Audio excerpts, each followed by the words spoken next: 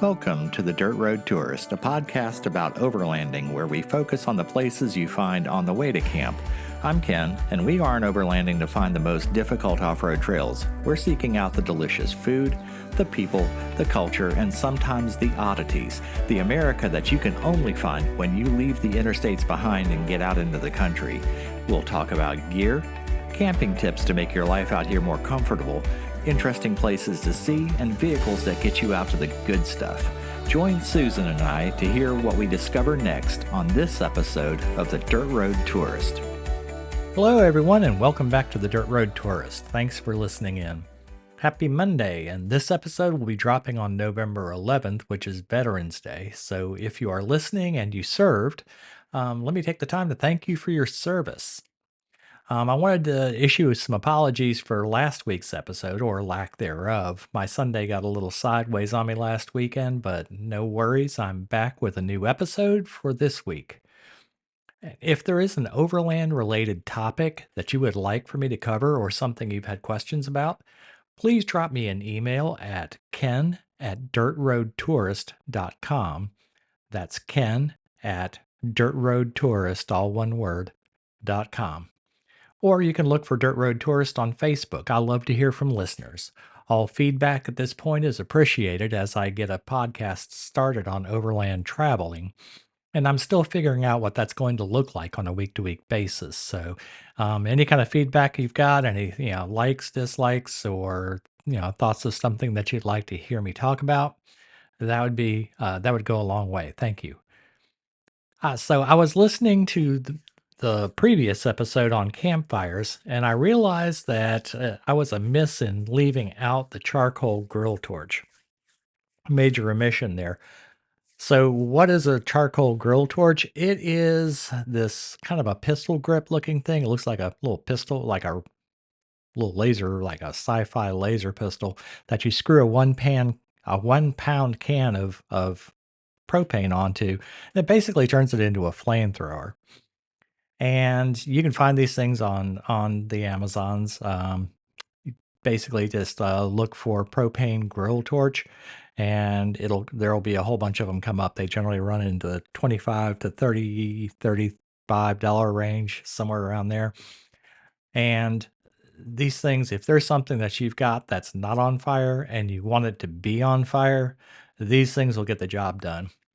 Kind of the way I found out about these things is on a camping trip where Susan and I were out, and we had some hikers coming through, and they had been on the trail for a while, and they hadn't seen a campfire in a while. And so they were in this campground area where there were a bunch of overland vehicles parked at, and they decided they want to have a campfire because there was a campfire ring where they were at.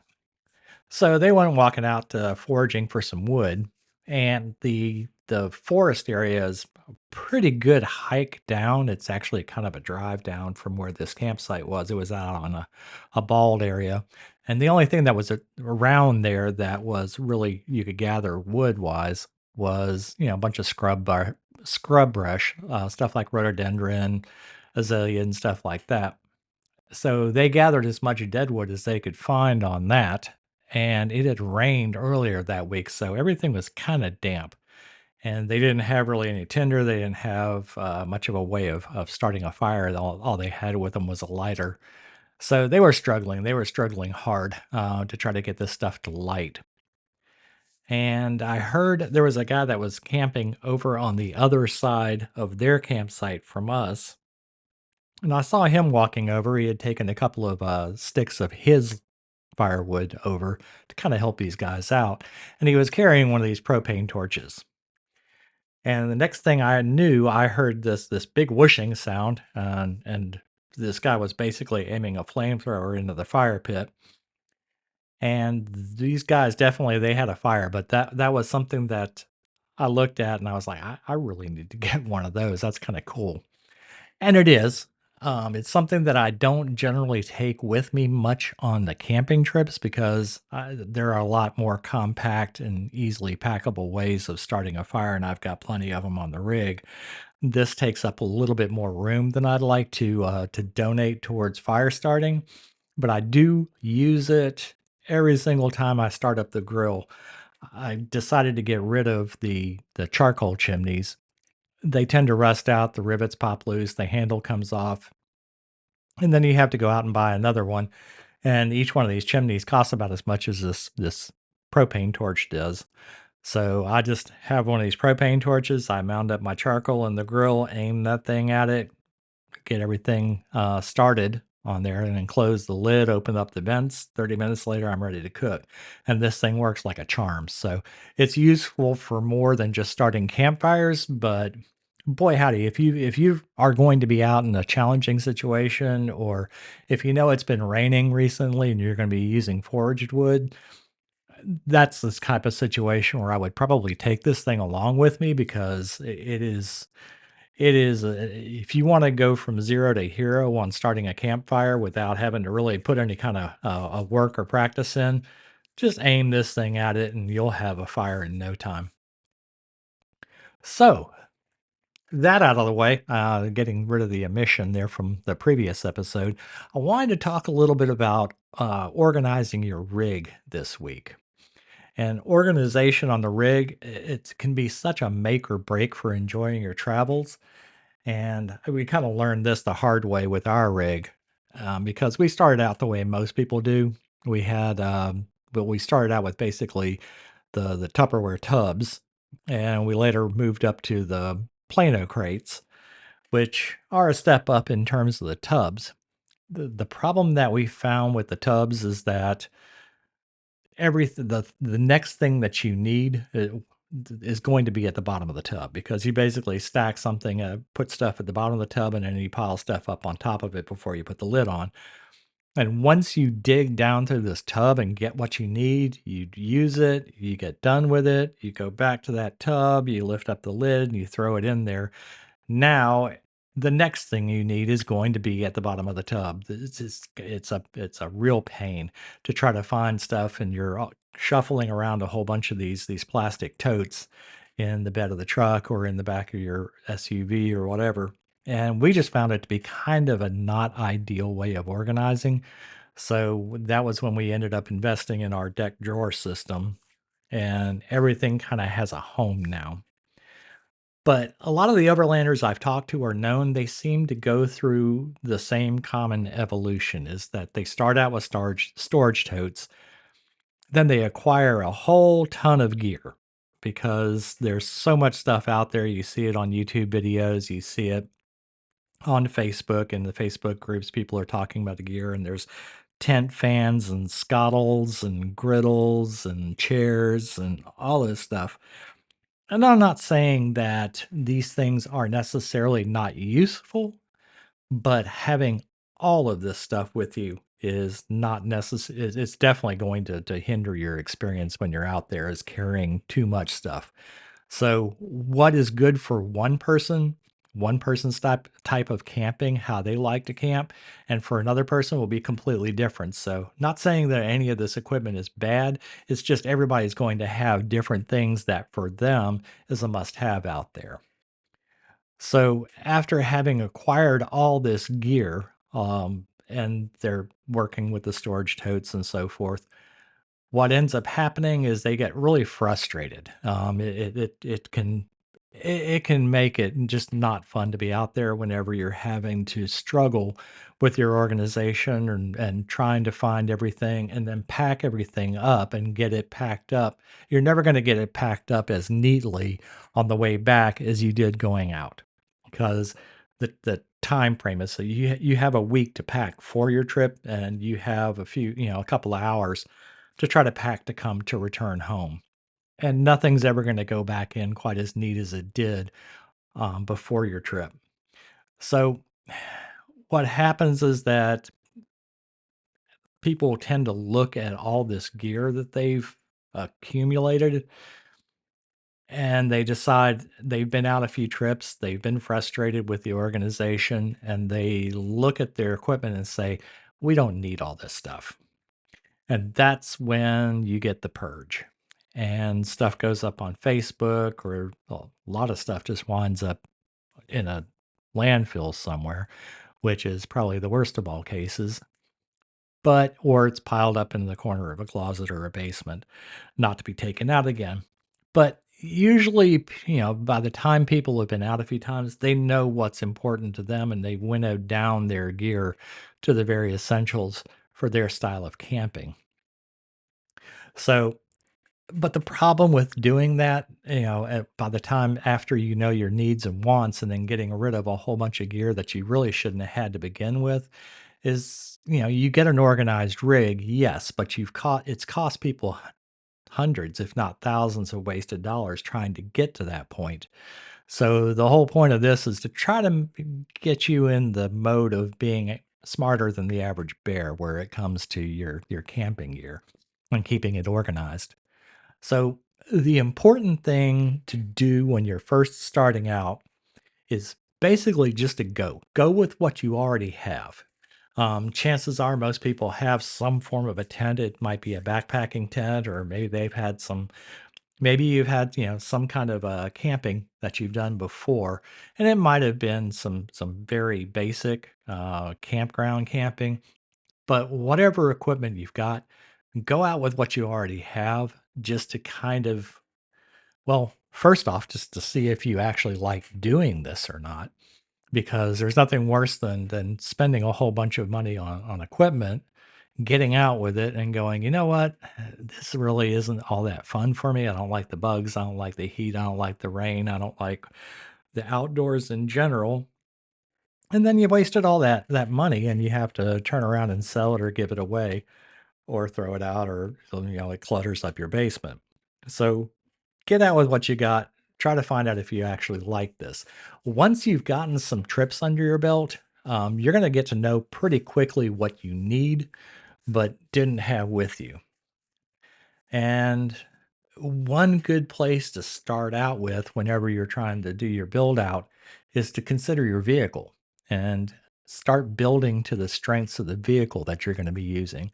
So if you're going to be overlanding in a Subaru Outback, your payload is going to be way different than if you're doing it in a Ford F-250. The cargo capacity of one does not equal the other. And this is something to take into consideration. So is your vehicle's cargo capacity. It's probably one of the first, it's kind of the alpha and omega of things for overlanders, because there's an old saying out there that says overlanders are overloaders. And you spend much time doing this, you're going to see a lot of people with just way overloaded vehicles. They're way past their carrying limit, and they're sagging springs and so forth, and they really don't have a whole lot of off-road capability left in the vehicle because they've weighed down their suspension system so much with just a ton of gear, and in a lot of cases, half of it they don't need. They'll eventually get wise after they've been going out for a while and purge a whole bunch of it and get their gear correct, not only for their style of camping, but for the vehicle they're driving. So, some of the things to consider are, do you want to do a rooftop tent or are you going to be doing a ground tent? So, for something like your Subaru Outback, it might make more sense to use a ground tent for that, because the cargo capacity and what that thing can carry is going to be a bit lower. So bolting on a rooftop tent, that's, 150 pounds or so right there of weight that you've added, that you subtracted basically from the cargo capacity of that vehicle.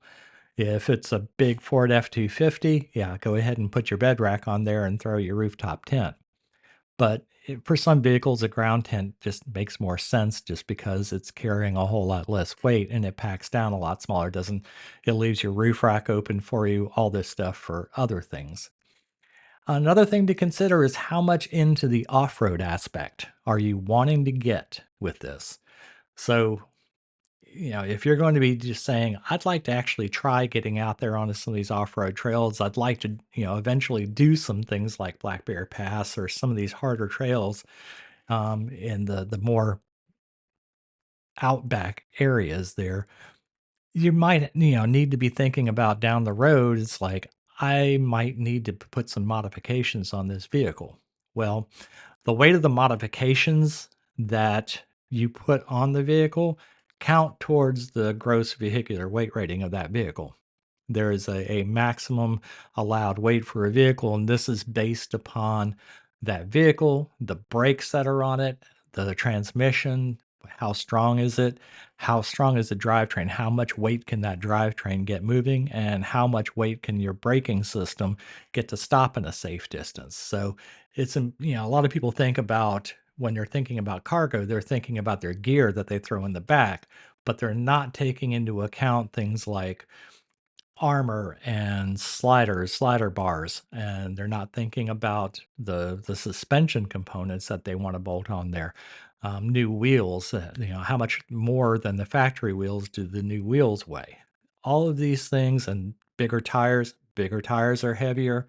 All of these things count towards the gross weight of that vehicle and how safe it's going to be. You ultimately want to wind up with a vehicle that is drivable, that is durable, that's not gonna, have a stressed out drivetrain and be unreliable, and you, ultimately want something that can stop the way it's designed to stop and is safe. So, these are all things to kinda keep in mind in terms of your vehicle and how you're gonna set up your equipment. Another great way to figure out kind of a way to set up your vehicle is to book some trips to overlanding events. And there are a lot of things like Overland Expo. These are some of the major ones, but there's a lot of regional and a lot of smaller groups that put on these overlanding events and expos throughout the year. And there's pretty much guaranteed to be one within whatever region of the country. So if you're in the Northeast, there are several up there. The Southeast has a whole ton of them throughout the year. Midwest, there's 3 of them in the Midwest that I know of, and I'm sure that there's more that I don't. And there's a whole bunch of them out on the West Coast. So wherever you live, you can find some of these overlanding events.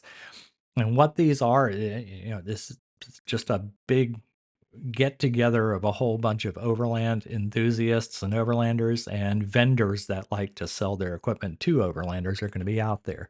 So it's a great way to look at some of the vendors and see what kind of equipment there is to choose from and be able to kind of kick the tires and be able to kind of play with it, see if these little gadgets and doodads is something that would be useful for you. But more than that, what the overlanding events are fantastic for is just to kind of walk around, look at other people's rigs. And, if you're driving a Tacoma, there's going to be a whole bunch of Tacomas out there. You walk around some of these areas and you see other people, how they've set up their vehicle. You look for people who are driving the same vehicle that you do and look how they have theirs set up. What did they do? What kind of modifications? What kind of a rooftop tent are they doing? What bed rack? And ooh, that looks cool. And the people that are going to these things, generally, if you can even if you're not super sociable, if you walk up to one of these people and, I count myself into that, if somebody were to walk up to me at an event and say, "Hey, I really like your Tacoma. I really like the way you have that set up. What are you using for the bed?" Man, they're gonna get, 30 minutes, to try to get me to stop on this. Overlanders will love to talk about their rigs because it's something that they put a lot of time, a lot of thought, and a lot of money into building out, and they're justifiably proud of these rigs, and they love to talk about it. So engaging with some of the people that go to these events, you're going to get a whole lot of insight into how to build out the vehicle that you're already planning on using. And it's a fantastic way to get some great ideas to find out how to best organize your gear, what kind of gear works with the particular vehicle, a particular model, and to kind of get a really good roadmap for what you need to look for as you build out your own. And, it's a great way to build a curated list of equipment and make targeted purchases so that you're not wasting, not just shotgunning purchases out there. Oh, this looks cool. I'm going to buy this off of Amazon and winding up with a whole bunch of stuff that you ultimately don't use and don't need. You end up making the targeted purchase and just getting the stuff that's actually going to work for you and work for the way that you like to camp and the way you like to travel. So, um, for the things that you do buy, another caution out there is that there is an awful lot of junk out there, and, a lot of equipment out there that seems like it's a really good bargain, it's at a really good price, but I would definitely advise you, and this is where the overlanding events are great because you can go out and see what these vendors are selling, see what kind of quality is going into their equipment. Because you definitely want to save up and buy quality items. Don't buy junk. So it's the old phrase, buy once, cry once. But if something's built really well, it's going to last you trip after trip and year after year, and it's ultimately going to be cheaper in the long run.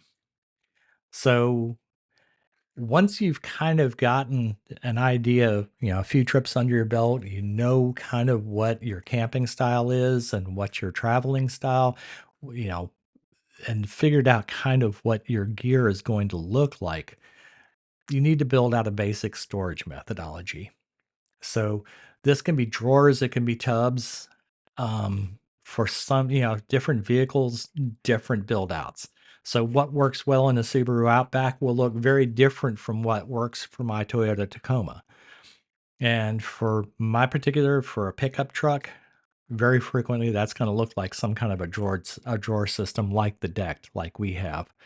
What you're basically looking to do is to be sure that everything you carry out with you, it has a place and you know what that place is. So whenever you need something, you need your stove, you need, the where the garlic salt is or where the spatula is, you know exactly where to, open which drawer, lay your hand on it, and it's right there. This is the thing that's going to make your trips so much more enjoyable is once you get to the point where you figured out what your pack out is, and anytime that you need something, you know exactly where it is. You go straight to that spot, and then there it is. Items should be quick and easy to get to, like that. And they should be easy to put back in their place. And this was the biggest problem that I had with the plain oak tubs and everything in the back of the truck, is that stuff was neither quick nor easy to get to, nor was it easy to put back in place. We used to have to take out 3 or 4 of these Plano tubs, and you're Tetrising these things around trying to get to the one that you actually that has the piece of equipment that you actually were needing to get to. So, having a place to store something isn't going to help for long if it doesn't wind back up in that place too. So that was a nice thing about having an organized storage methodology is that you're able to go in, get what you need, and then once you're done with it, it goes right back to where you got it from. And none of this stuff takes a whole lot of time to do. So that's kind of what you're going for in terms of doing your organization. And again, I can't stress enough that, once we got our gear storage situation to where we knew where everything was, both Susan and I both know, so both of us can actually be working at the same time packing stuff up because she doesn't have to wait for me to ask me where does this go. She knows where everything goes just as well as I do, and both of us can actually kind of pitch in on breaking down camp and getting back out on the road. So I hope this helps you if you're just getting started. I kind of hope this helps you think about sort of a methodology for figuring out your gear, what gear how to figure out what gear you're going to need, and figure out a great way to store it in your vehicle and make it accessible. So, going through some of these trips, right, the tips that I've given you in this will go a long way towards making it a really good experience for you and having a really good gear setup for your vehicle.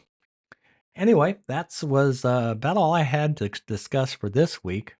So I'll come back with next week when I'll have another episode of the Dirt Road Tourist. Until then, have a great week and go see something amazing.